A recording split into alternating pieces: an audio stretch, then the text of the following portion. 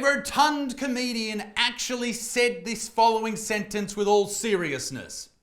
It's interesting to me that you are banned from attacking just about every identity on Twitter except for being fat. Why are we not protected from vilification? Why are fat people not a protected species? Because you're just fat. Why do you need protection? If anyone needs protection, it's us from you tubby lard people. You don't need protection because it's your own fault. You're in this position because of you. No one else is to blame. Other people who are protected groups, they don't have a choice in the matter. Other people, if they're born in a marginalised community or culture or whatever, they didn't choose that. You chose this. This story goes on. It gets deeper and more insane as the video continues. But first, before we jump into it, this video is brought to you by the great people at Surfshark VPN. Safety and security are two very important aspects of daily life on the internet. You may not know this, but there are dirty little soy boys trying to hack you, trying to get you, trying to find you, trying to tickle you. Most internet users aren't even aware of this. Particularly, they're not even aware of the surveillance by the government. Recent laws passed means the government can jump into your profiles and jump into your Tinder. It's not a good time. If only there was someone out there to protect you. Well, guess what? There is, and their name is Surfshark VPN. Surfshark turns you into an anonymous and hard to trace online user, and it doesn't stop there. Do you know what geo-blocking is? Disney Plus and Netflix, for example, have different movies for different countries. Access shouldn't be tied to nationality, and Surfshark gives you all the access that you need. Just connect to the service and refresh the page. Access granted. I use Surfshark every single day when I start up my computer. It's easy, it's simple, it's there. And if you use the code BUTSMAN, you'll get 83% off and 3 extra months for free. How good's that? They also give you a 30-day money-back guarantee, so there is no risk. Surf by your own set of rules, ladies and gentlemen. The link's down below, and support those who support us. Back to the fat lady. It's pretty clear from the response to my tweet that some people hate fat people because their own hearts are so full of hate that they need to dump all their toxic self-loathing onto someone who they think won't fight back. Well, this little fat duck, she's got teeth. We know you got teeth. That's what got you into this mess. Take them out, it might help. She really believes that fat people are unfairly targeted. Look at what she references as hate speech. You chose to be fat. Fat is a choice. Fat is not an identity, it's a health issue. That's not hate speech, mate. They are facts. This is a story about an Australian comedian, Magna Shabansky, and I actually really like her, but we'll get into that in a minute. But just to give you an idea of where her mind's at the moment, this is an ad that she did for the Victorian government during the Rona. I am so over this lockdown. Playing netball against yourself is not all it's cracked up to be, especially when you still can't even win. But you know what? It's not the lockdown that's the enemy, it's the virus. And the sooner we obey the rules, the sooner this will all be over. Obey? My God. She's wanting people to obey to protect everyone, but she doesn't want to lose weight. And she doesn't want people who are fat to come to the realization that they are and they need to do something about it. I mean, you want people to obey to protect themselves, but you won't listen to the reality of your situation where people who contracted SARS-CoV-2 or COVID-19, whatever you want to call it, were 113% more likely than people of a healthy weight to land in hospital, 74% more likely to be admitted to the ICU, and 48% more likely to die. It sounds like from that ad, you want people to obey the health advice. Well, why don't you obey that health advice, lose some weight, and not die early? Also, stop playing the victim, for fuck's sake. It doesn't look good on you. She disagrees with all of this, of course. To be fair, I have worked, travelled, contributed to the economy, and socialised throughout COVID, and I still haven't had it. So perhaps the measures I'm taking have worked, and it has nothing to do with my weight. Okay, sure, the vaccine may have helped you, and that's wonderful, Magna. You are in a high-risk group. You are an older lady, not putting shit on you, just are, and you are severely obese. That is a very high-risk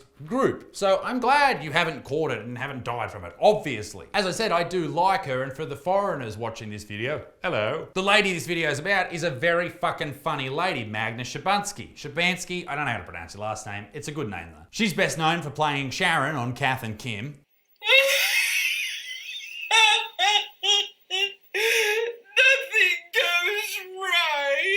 She also played this lady in Babe.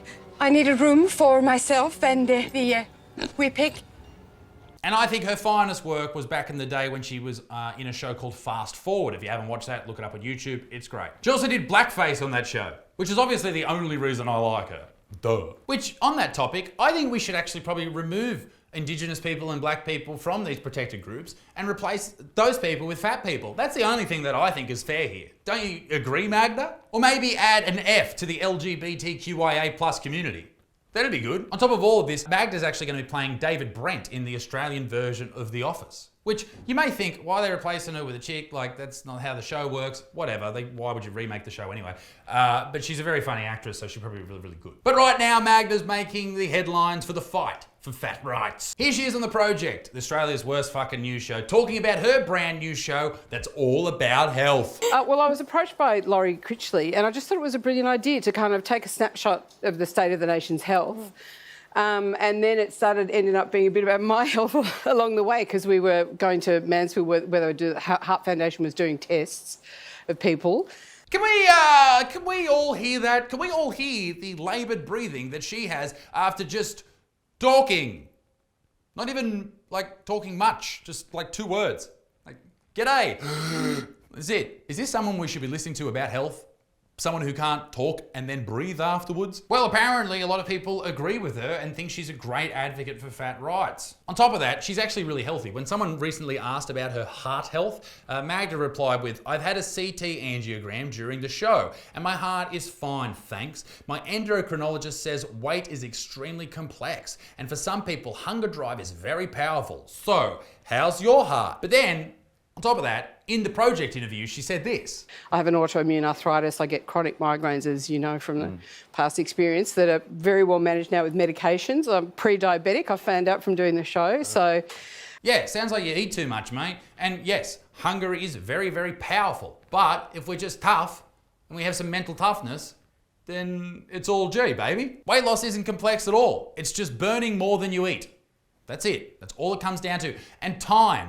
Time is very important there as well. Just a long period of time. You need to eat less so your body burns off the calories that it has stored for many, many moons and turn to fat. That's all you need to do.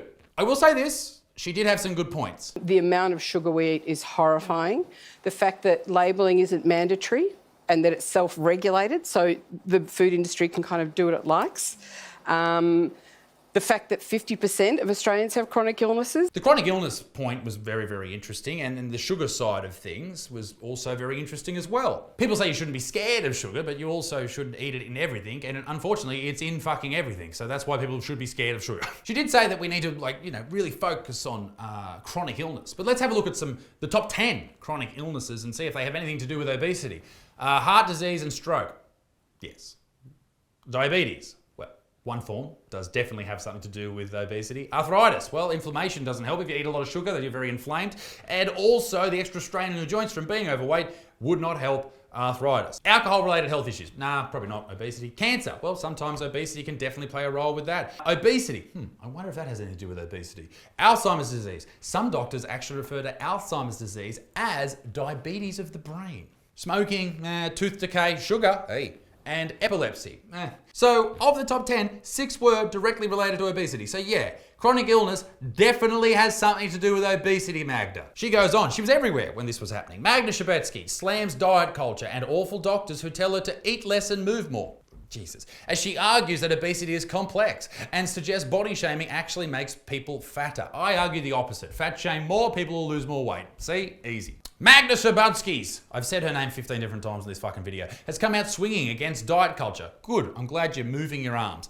And the stigma attached to obesity. In an essay published by ABC News on Sunday, the former Kath and Kim star, 61, reflected on her lifelong weight battle and why diets aren't the answer to her problem. Magda, diet is the answer to your problem, but you don't want to go on just a diet for a couple of weeks. You need to do it for the rest of your life. Also, move more. Walk. I don't expect you to run, but move more. Walk. That's all you need to do. Just walk. Work out how many calories you need every single day to stay your weight that you are now and eat a little bit less than that. That's all you need to do. We've all done the diets and the statistics are dire. Only a tiny minority of people who manage to keep the weight off, the 61-year-old right. Yeah, because the majority of people go off those diets.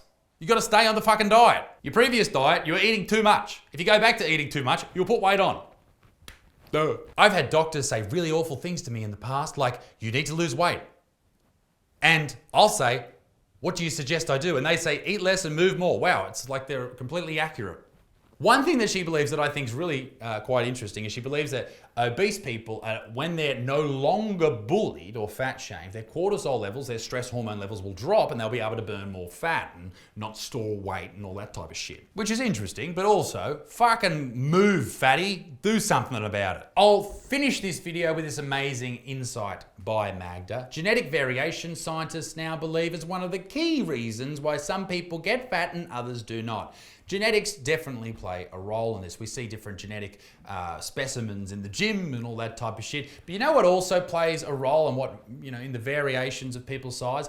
Not just genetics, fucking donuts. If you eat a fuck ton of those, it doesn't matter how genetically gifted you are, you will blow out. I like Magda. I don't wish anything against her. I think she's just barking up the wrong tree here. And ladies and gentlemen, if you want a good diet, consult your doctor before, I don't know what I'm talking about, but I just started the keto diet again. I'm looking at losing about 5 kilos. Just a bit of a cut before summer comes around so I can take my shirt off and not want to kill myself. Ladies and gentlemen, I hope you enjoyed the video. I certainly did. That was very interesting. Leave a like on the video. Leave me a like. See that little like button? You know the one you never fucking press, you fucking twats? Be a good motherfucker. Peace in the Middle East. Bit extinct. Toodle off. Bye-bye.